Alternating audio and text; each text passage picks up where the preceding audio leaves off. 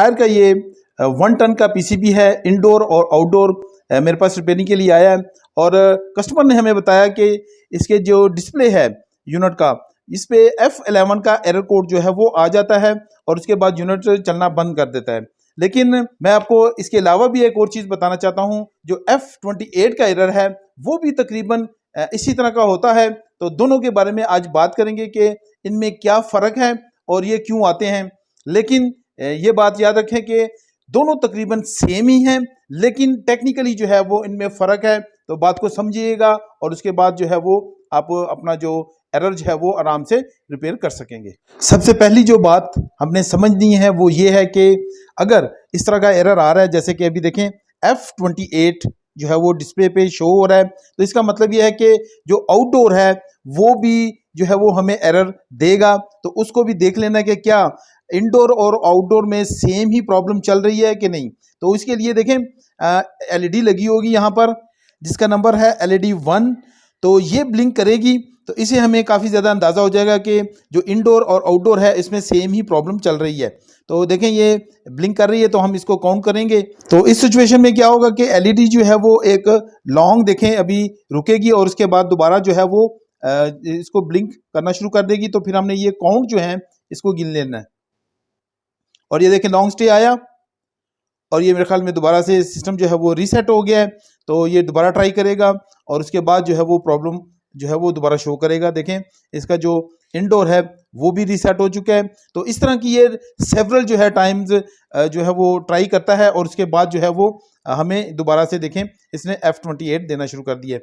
और अब हम इसके काउंट्स जो हैं वो गिन लेंगे और एक लॉन्ग स्टे आएगा और उसके बाद जो है वो LED दोबारा ब्लिंक करना शुरू करेगी।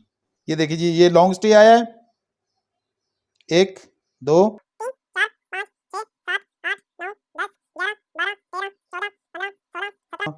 18 19 और ये 19 टाइम जो है वो इसने ब्लिंक किया। तो इसका मतलब ये है कि जो आउटडोर और इंडोर दोनों में सेम ही प्रॉब्लम चल रही है।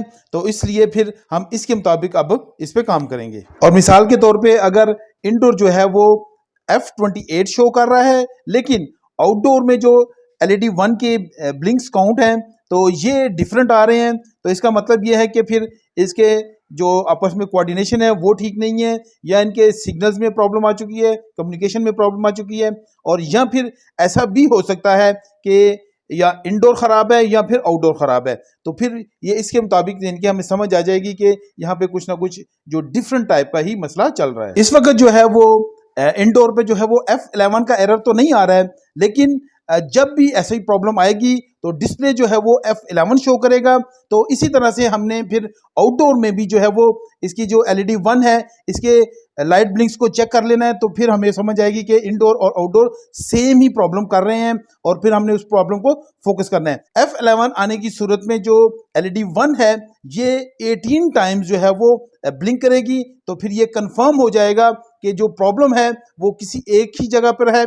इसलिए हमने दोनों PCB में से किस पे फोकस करना है वो भी आगे चल के आपको बताता हूं। जब बात आएगी PCB की, तो PCB में जो है वो हमने फोकस करना है ये IPM PCB को। तो इसमें प्रॉब्लम हो सकती है, लेकिन इसमें भी प्रॉब्लम कैसे होगी मैं आपको समझा देता हूं। तो देखें आपने इस तरह से जो है वो इलेक्ट्रिक दे देनी है और इसके IPM को जो है वो चेक करना है कि IPM पे हमें वोल्टेजेस वगैरह मिल रहे हैं कि नहीं मिल रहे।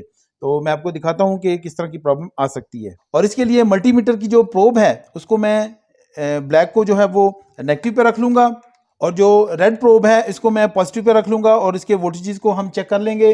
तो यहाँ पर देखें 319 वोल्ट जो है वो यहाँ पे आ रहे हैं। फिर सबसे ज़्यादा जो इम्पोर्टेंट चीज़ होगी वो होगा यहाँ पर ये UVW। तो यहाँ इसको चेक कर लेना है कि यहाँ पर हमें जो 15 वोल्ट हैं वो मिल रहे हैं कि नहीं मिल रहे। तो ये देखिए 14.11 वोल्ट आ रहे हैं, तो ठीक है। इसके बाद अगले पॉइंट को भी चेक कर लेना है, तो ये भी 14.20 वोल्ट आ रहे हैं। और यहाँ पर नेक्स्ट को भी देख लेते हैं, तो यहाँ पर भी तकरीबन सेम ही वोल्ट आ रहे हैं। इसका मतलब है कि ये तीनों पॉइंट जो हैं वो ठीक है और नेगेटिव पॉजिटिव पर भी वोल्ट हमारे बिल्कुल ठीक है। अगर किसी वजह से यहाँ पर एक भी पॉइंट में वोल्टेजेस मौजूद नहीं है तो समझ जाएं कि ये IPM जो है वो हमारा सही नहीं है और इसमें ऐसी शॉर्ट सर्किट है कि जिसकी वजह से पीसीबी तो काम कर रहा है लेकिन ये आगे जो है वो फंक्शन जो है वो नहीं प्रॉपर कर रहा, और इसलिए फिर इस पे इसको हम चेंज करेंगे, इसको रिपेयर कर दें या इसको चेंज कर दें तो ये ठीक हो जाएगा मसला। आउटडोर पीसीबी का जो आईपीएम पीसीबी है, इसके आईपीएम को आपने विदाउट इलेक्ट्रिक दिए भी चेक करना है।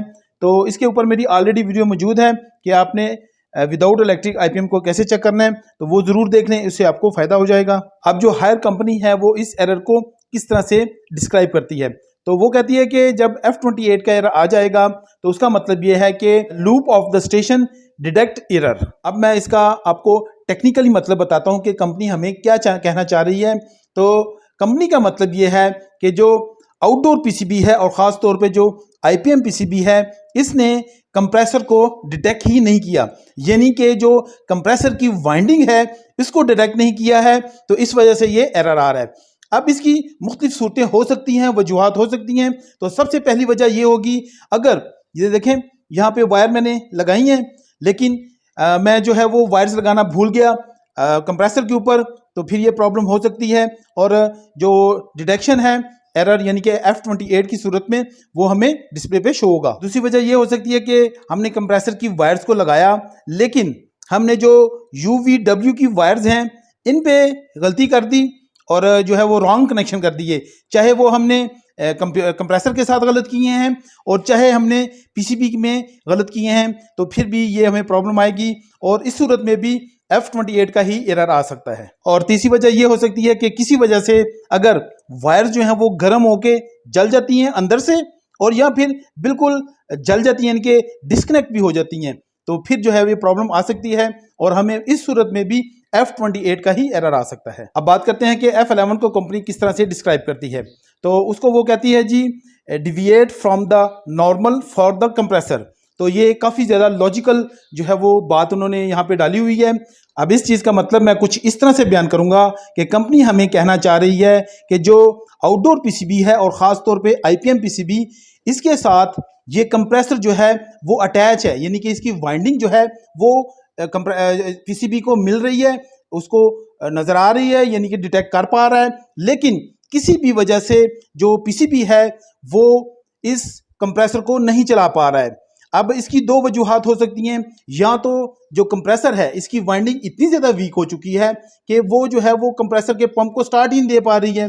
फिर जो दूसरी और सबसे बड़ी वजह मेरे ख्याल से है कि अगर जो कंप्रेसर है वो मैकेनिकली जाम हो जाता है इसका पंप, तो फिर भी ये प्रॉब्लम आती है कि कंप्रेसर जो है वो डिटेक्ट तो हो रहा है, यानी कि इलेक्ट्रिकली ये कनेक्टेड है विद पीसीबी, लेकिन ज़ाहिर बात है पंप जब जाम होगा तो कंप्रेसर चलेगा ही नहीं, और यूं फिर ये प्रॉब्लम जो है वो F11 की सूरत में डिस्प्ले पे शो होगी और ये सारी प्रॉब्लम आएगी।